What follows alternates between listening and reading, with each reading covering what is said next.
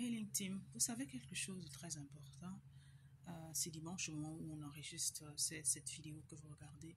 Et j'ai envie de te dire quelque chose. Des fois, le dimanche c'est le jour du Seigneur, d'accord? C'est le jour où le Seigneur nous dit qu'il faut aller nous recueillir, où il faut aller, d'accord, dans sa maison. Mais il y a quelque chose en quel qui se passe en fait. Quelque chose que j'aimerais que tu t'asseyes, que tu écoutes et que tu médites sur ces paroles. Et bien sûr que tu n'oublies pas de t'abonner à ce compte et que tu partages. Et que tu me laisses un commentaire sur ce. Non, quel est ton avis là-dessus? De plus en plus, les familles sont divisées. De plus en plus, d'accord, il y a des divorces, il y a des séparations, il y a des personnes qui ont même complètement décidé, d'accord, l'amour, ils s'en foutent en fait. Ils vivent leur vie, gagnent leur argent, comme on dit, faisons notre argent vivant, etc. Hashtag lol. Mais ce que j'aimerais te dire en cette réflexion, en ce dimanche, d'accord, sagesse du dimanche, c'est de dire en qu'il y a des moments, peut-être une fois dans le mois, un dimanche dans le mois, un dimanche sur 4, de décider en fait de rester à la maison. Oui, tu as bien entendu ce que j'ai dit. Rester à la maison. Tu peux par exemple rester à la maison et décider en fait avec ta famille, vous regardez le culte en direct. Tu as bien entendu. Ce n'est pas un péché. Rester dans sa maison, passer du temps avec sa famille, c'est également parce que le premier ministère, c'est d'abord ta maison. Il y a beaucoup de personnes qui sont tellement occupées à aller servir dehors, comme j'aime le dire, à aller être les parfaits ministères, à aller être les parfaits pasteurs, tout ce qu'il y a dehors en fait, avec tout le respect possible. Et vous oubliez de nourrir d'abord votre maison. Il y en a que ça fait longtemps que vous n'avez pas passé du temps avec vos femmes, avec vos enfants. La majorité de beaucoup d'enfants, de pasteurs, souffrent en fait de traumatisme.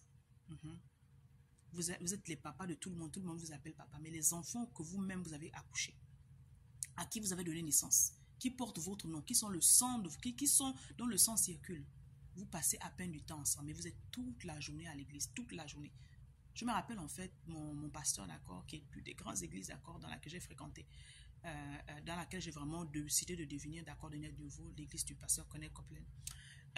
Dans laquelle en fait pendant des séances, peut-être une fois tous les 3 mois, ou même une fois par mois, les pasteurs en fait décident de prendre des vacances. Ils vont quelque part et ils laissent en fait d'autres personnes qui sont train, toute l'importance d'entraîner d'autres personnes, en fait d'éduquer d'autres personnes à pouvoir vous remplacer parce que vous n'êtes pas irremplaçable et quelque chose peut arriver en fait. Vous êtes toujours en train de servir, en train de servir, en train de servir et vos femmes ne vous voient jamais. Vos enfants ils connaissent qui est leur père. Ah, c'est le grand pasteur de tel endroit, hein. Mais dans ta maison, tu n'es pas pasteur. Comme dit un autre pasteur, en fait, c'est-à-dire que si dans ta maison, la foi que tu enseignes, l'amour que tu enseignes, d'accord, la famille dont tu parles tant, dans ta maison, tu ne sais pas appliquer ces lois, reste à la maison. Et il y a quelque chose en fait qui s'appelle. Donc tu restes à la maison, il partait en fait une fois par mois, une fois tous les 2 mois. Au début, ça me faisait un genre, mais ça dit non. De la même manière, quand on doit vous servir, on doit se servir. Je dois passer du temps avec ma femme. Je dois passer du temps en fait seul. Je dois te dire que pendant ces moments également, le Seigneur m'utilise. Apprenez à prendre les vacances dans votre ministère. Si c'est rester à la maison, vous voulez le faire rester à la maison. Asseyez-vous à table, ensemble, en famille. Partagez un repas à table, en famille. Passez du temps avec vos enfants, avec vos femmes. Vous pouvez décider d'arrêter même la télévision de regarder le service en direct. Restez, décider ce jour-là que vous restez dans le calme en fait. Dans ce calme, d'accord, vous vous asseyez, vous jouez les cartes. Même le dimanche, c'est important, c'est un jour de famille. Vous jouez aux cartes, vous jouez à un jeu de société que des fois vous n'avez pas le temps de faire pendant la semaine parce que tout le monde est occupé. Tout le monde va à l'école, tout le monde va au boulot, mais généralement le dimanche, les gens sont à la maison ou devraient être à la maison. D'accord? Donc vous choisissez une fois dessus, un dimanche sur deux, vous asseyez à la maison, vous passez du temps en famille. Pendant ces moments également, vous allez découvrir certaines choses, poser des questions en fait. Des jeux de famille, il y a le ludo, d'accord? Si vous m'écoutez, vous êtes en Afrique, il y a le ludo, même partout, il y a beaucoup de jeux de société maintenant, le Scrabble, tellement de choses en fait. Ou vous pouvez juste poser des questions en fait, comment, papy, comment était ta journée? Princesse, comment était ta journée? Mon chéri, qu'est-ce qui s'est passé? Quel a été le meilleur deal que tu as fait? Même si tu connais, mais juste pourquoi? Parce que la personne a besoin de vaincre. La personne a besoin de libérer ses émotions. La personne a besoin, vous avez besoin d'échanger en fait. D'accord? Vous passez ce moment-là en fait. Vous également, d'accord, décider de préparer quelque chose, vous faites préparer la nourriture à la maison et puis vous allez dans un parc. D'accord? Si vous êtes dans les endroits où vous pouvez avoir des parcs. Les parcs sont publics et c'est gratuit pour la plupart. Vous allez dans un endroit où vous faites un pique-nique à l'air libre le dimanche, oui. Beaucoup de familles ont besoin de le faire parce que vous avez besoin de passer du temps ensemble. Pendant ces moments également, les enfants peuvent jouer, d'accord, dans les parcs. Les enfants peuvent jouer à l'air libre. Et je vous assure que lorsque les enfants passent du temps à l'air libre, lorsqu'ils reviennent à la maison, pour ceux qui ont du mal, qui sont dit, ah, l'enfant ne se repose pas ou l'enfant a du mal, la routine du soir est difficile. Lorsque vous prenez le temps, en fait, de laisser les enfants aller jouer en plein air. C'est pour ça qu'à l'école, il y a des moments de récréation pour une bonne raison. Quand l'enfant vide son air, il vide son énergie, il joue, en fait, il rentre à la maison, il reprend l'oxygène là, etc. Il prend une bonne bouffée d'air dans la nature. Lorsqu'il revient à la maison, l'enfant est plus calme, l'enfant est moins stressé. Et je vous assure que ça facilite même le sommeil de l'enfant, en fait. Essayez et faites-le. Vous pouvez également décider d'aller faire des randonnées en nature, en fait, d'accord? Ou vous laissez votre téléphone à la maison, dans la voiture, vous laissez quelque chose, en fait, vous allez dans l'air, ou vous pédalez à vue, prenez le vélo, vous décidez de marcher en famille. C'est-à-dire que vous passez un temps dans la nature déconnecté du monde. Les gens sont connectés sur les réseaux sociaux, les gens sont connectés partout et ils ne sont pas connectés avec leur famille. La famille meurt aujourd'hui parce que les gens passent de moins en moins de temps ensemble. Il y a des enfants qui sont dans les maisons, qui sont en train de mourir à petit feu. Ta femme est là à côté, tu ne sais pas, peut-être, elle est en train de vivre un moment et la femme, elle a tellement, elle sait bien cacher ces choses, en fait, ses émotions. Et même les hommes. Parce qu'on ne passe pas de temps assez ensemble pour vraiment que la personne ait le temps de souffrir. Vous allez dans la nature, vous parlez de la pluie et de beau temps, vous vous asseyez, si vous êtes marié, vous attrapez les mains, que les enfants vous voient vous aimer, que les enfants vous voient vous embrasser, oui.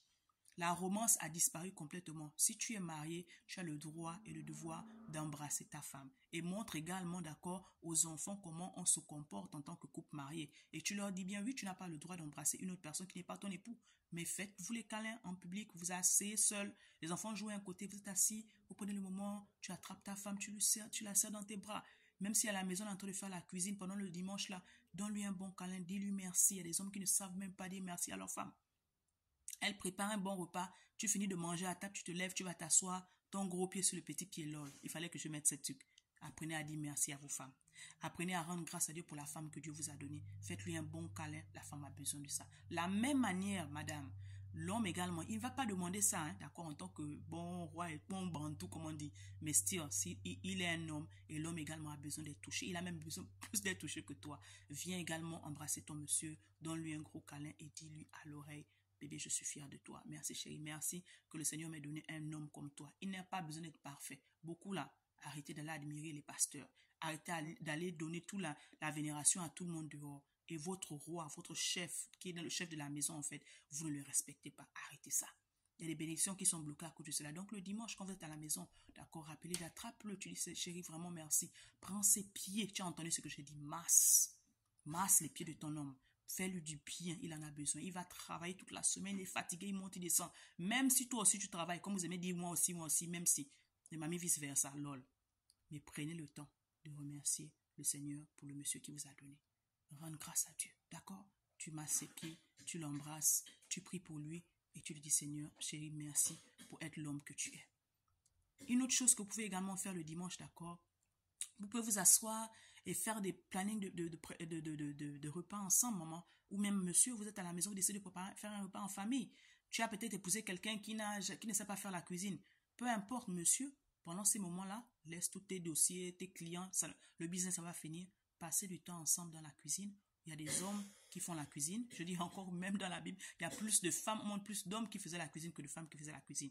Donc, je dis encore aujourd'hui même, tu dois apprendre même à ton fils à faire la cuisine. Tous les hommes de ma famille savent préparer. D'accord? Préparez, faites la cuisine ensemble en famille. Ça vous permet d'avoir des moments de connexion. Le dimanche, faites des repas pour la semaine ensemble. Tu peux demander aux enfants qu'est-ce que vous voulez manger la semaine prochaine.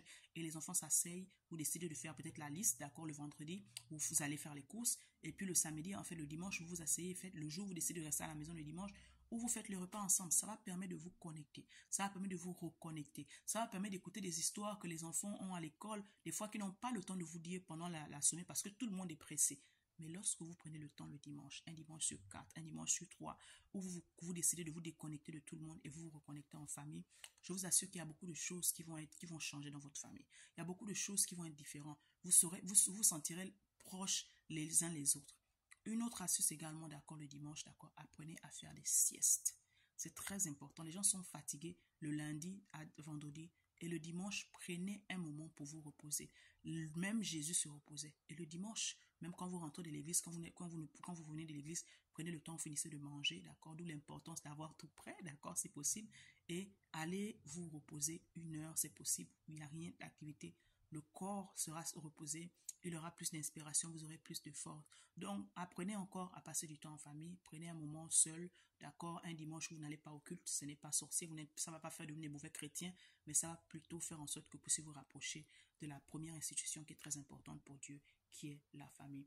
Donc, passez un agréable dimanche, une agréable fin de semaine. N'oublie pas de me dire ce que tu en penses, d'accord, et les points les plus importants. Avec amour, on se revoit plus tard, ta coach. Merci de ta présence.